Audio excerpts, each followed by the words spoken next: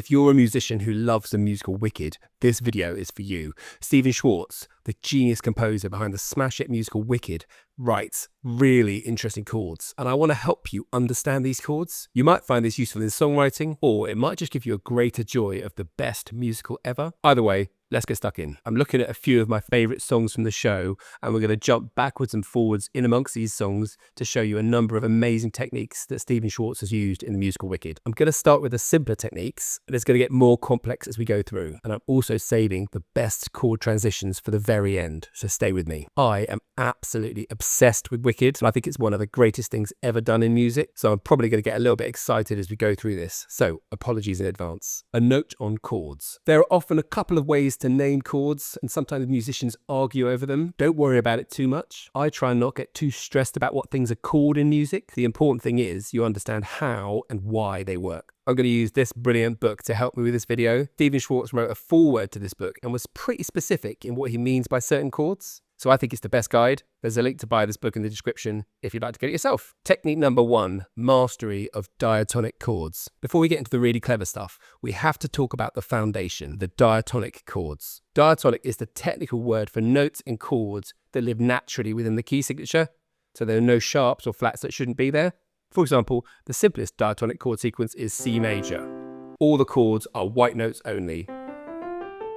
Now, this might sound basic, but this is where Stephen Schwartz shines. Before he breaks the rules, he proves he knows how to use them. He doesn't just bang out a 1, 4, 5 progression. He uses the natural chords of the key to create distinct emotional colours. He squeezes every ounce of emotion out of these vanilla chords before adding the sprinkles. And if you listen to the chords of Defying Gravity, you'll hear this really clearly. It's time to try defying gravity.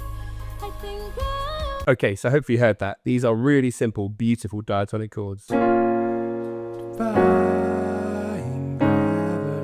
Next is the secret weapon of many songwriters, chord inversions. If you play every chord in its root position, like a block of C and then a block of F, it sounds clunky. It sounds like a beginner. Schwartz uses inversions where you put the third note or the fifth note of the chord into the root note or the bass note, and this creates smooth singing bass lines. So for example, in C major, if you put the C at the bottom, and then you put the E at the bottom, and then you put the G at the bottom, you can hear the difference in colour for those chords. It stops the music from jumping around and turns the progression into a flowing river, and it makes the piano part feel less like a solo instrument and more like an orchestra. And I've got 2 great examples. I've heard it said that people come into our lives for a reason, bringing something we must learn. Absolutely gorgeous. We're in the key of D flat major.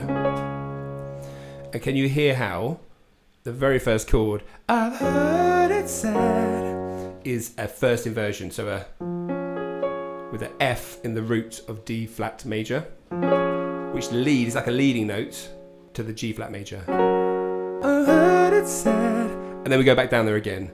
The people come into our lives for a reason, and then we do it again. Bring something we must learn.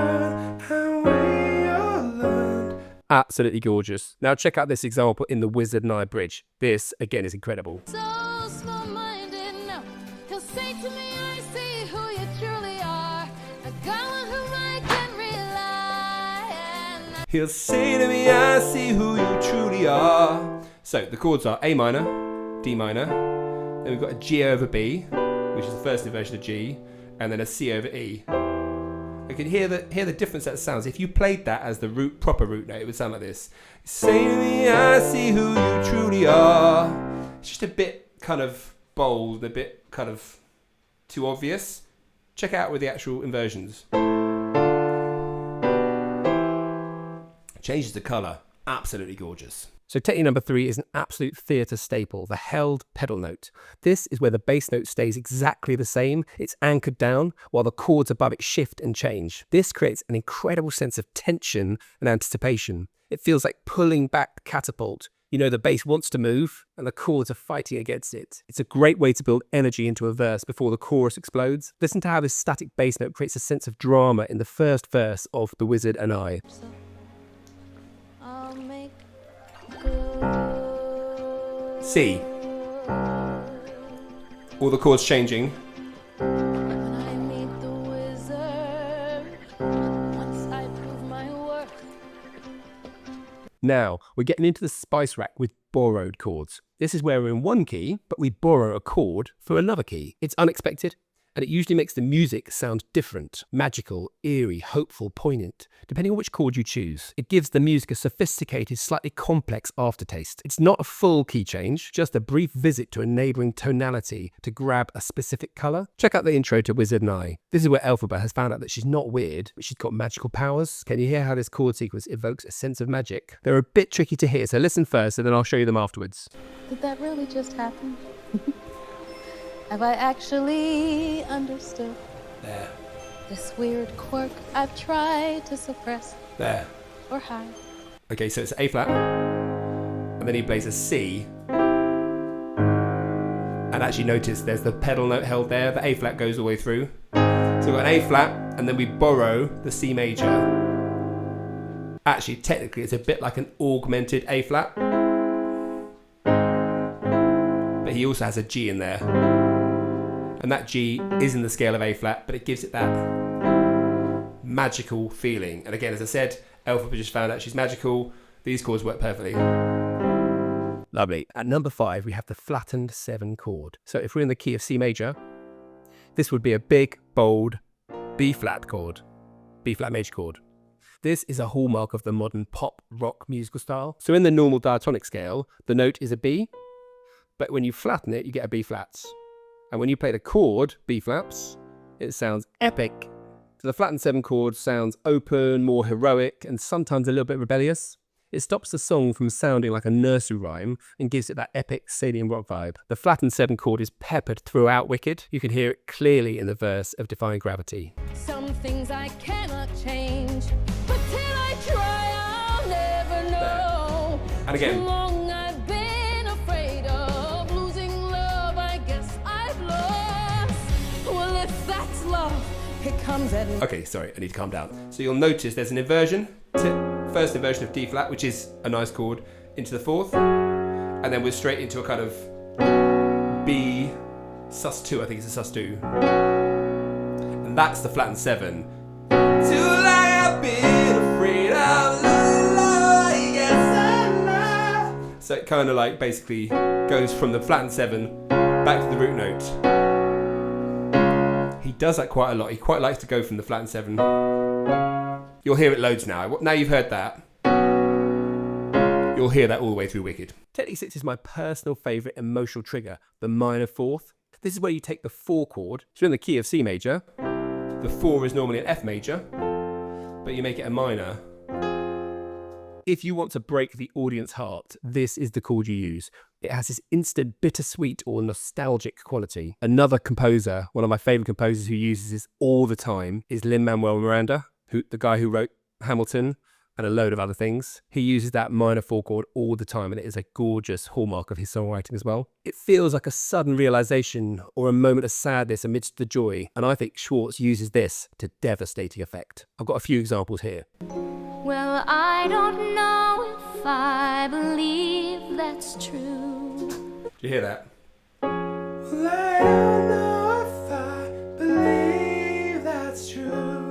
I mean, that is so gorgeous. So that is, he goes from the D flat chord with the first inversion to the 4th chord, G flat, and then that 4th chord turns flat, turns minor.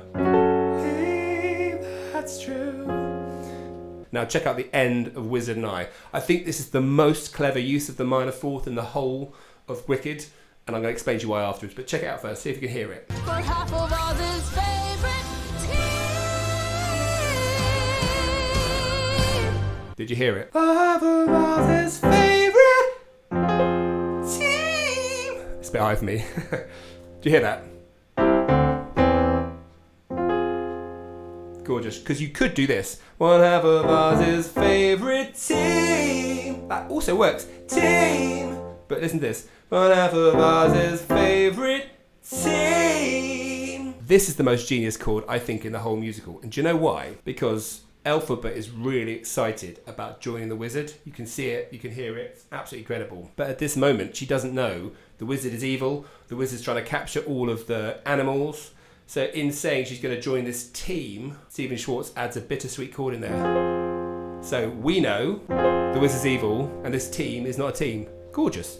Intelligent. Technique 7 is what I call the shock mod. Sometimes modulation, changing keys, is smooth and prepared, and sometimes it's a slap in the face. This is a complete change in key signature that comes out of the blue. No warning, no pivot chord, bam, we're in a new world. It's used to instantly ramp up the energy or shift the perspective of the character. It wakes the listener up and says, pay attention, things just got real. My shock mod that blows me away every time I hear it from the original Broadway soundtrack is in As Long As You're Mine. It's absolutely incredible. I think the new version has slightly spoiled it, and I'll explain why afterwards, but listen to it here first.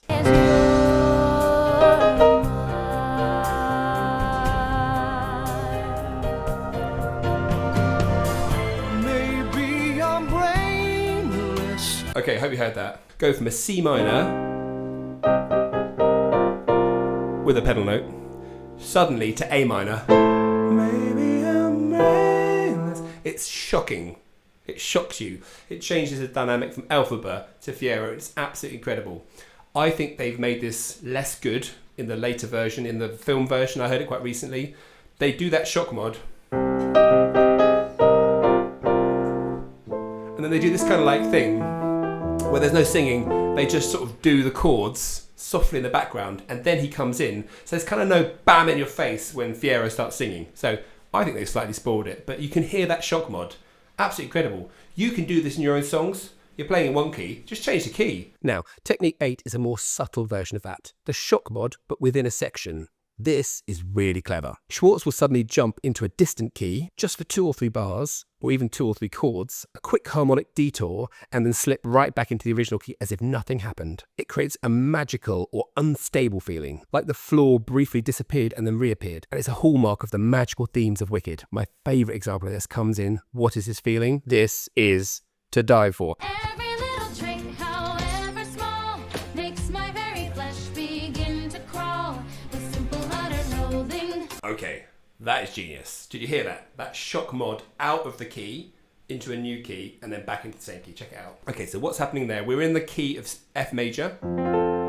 And so we've got some nice normal diatonic chords. B flat 4, C5, back to 1. And then we do another 4, 5, 1, but in the key of D flat major. Shocking, shock mod. And then back to the C, which takes us back into F.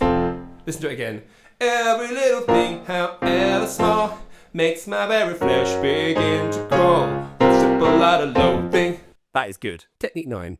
Okay, so we have to address the elephant in the room, lifting the key at the end of the song. Now, in the 80s, this was done quite a lot. So you'd be playing along in a song and suddenly you play a chorus and then you'd shift the key up either a semitone or a full tone and then play the chorus again. That to me started to sound boring and it started to sound lazy. Schwartz does not do lazy here though, as I'm sure you realise. In Wicked, it's powerful and intelligent. I think it's fair to say that Schwartz earns that key change. It definitely doesn't feel like a cheap trick to extend the song like we were getting back in the 80s. It feels like the character has physically extended to a new level of emotion. It's the musical equivalent of taking flight. An awesome example is in What Is This Feeling? When you listen to this, notice how they're given bigger instrumentation and larger sounds. The music transforms and becomes epic. It's not just a lazy chord shift.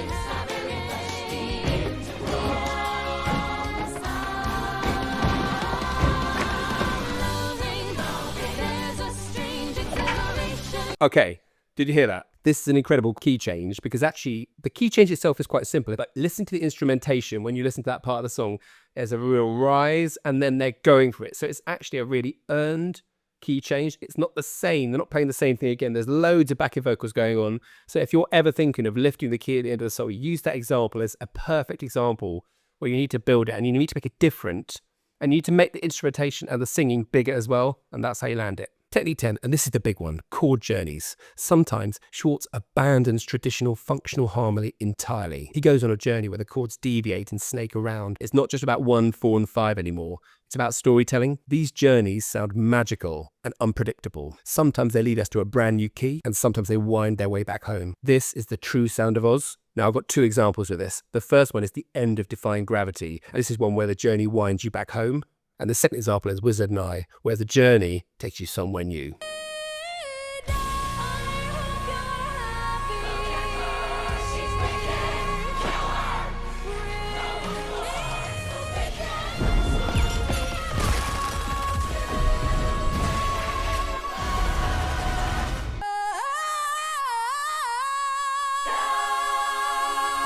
Okay, that's pretty cool. That chord journey is actually a really incredible whole tone chord journey. So the chord journey, we're in the key of D flat major, and we're in the relative minor of that, which is B flat minor. And actually we've got that repeated theme that's all the way through the whole show, which is, and then we just do 4 chords that completely take you out of the world. The first one is a first inversion of G flat, and then that same chord just shifts down a tone 3 times.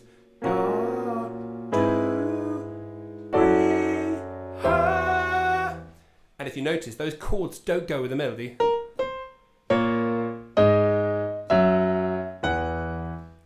And the point I want to make here is sometimes the melody can jar or be different to the chords if that's the energy you're going for. And then she does her incredible, and then it goes back into the.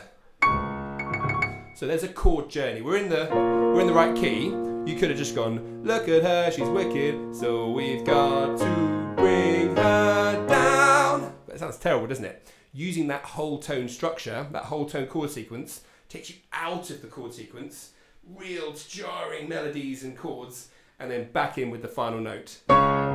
Whew. The second amazing chord journey is at the end of Wizard and I. Now check this out. This again is incredible.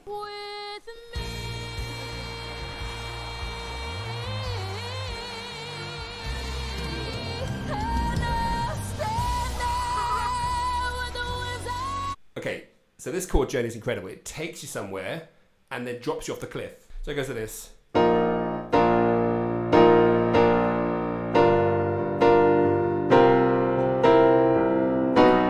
What the hell is that chord? Okay, so what's happening here is we're in B flat major. That's the root chord. Listen to where the chord journey actually takes you.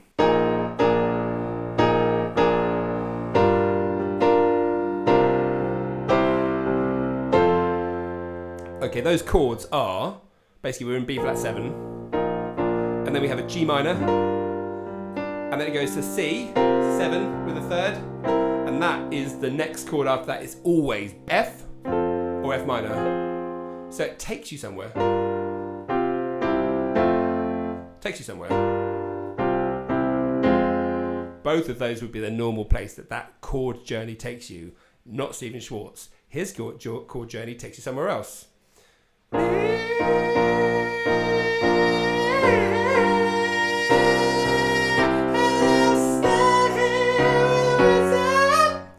Incredible. Bonus tip. Bringing it all together. Now, I've given you 10 techniques to highlight the genius of Wicked and Stephen Schwartz. Now, of course, none of these techniques happen in isolation. You'll notice some of them are brought together in incredible ways. None more so than the intro to the whole musical, No One More's the Wicked. This truly is a chord masterclass, and I'm going to take you through it now. And let's tick off all the techniques that this is showing us on the screen as we go. And I hope this brings the video together in a really useful and interesting way.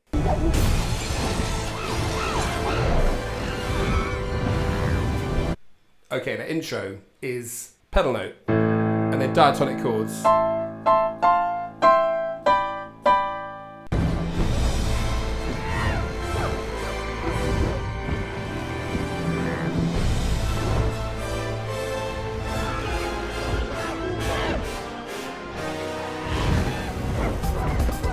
Okay, it's not there. Okay, so loads of techniques happening in the next section. So we go.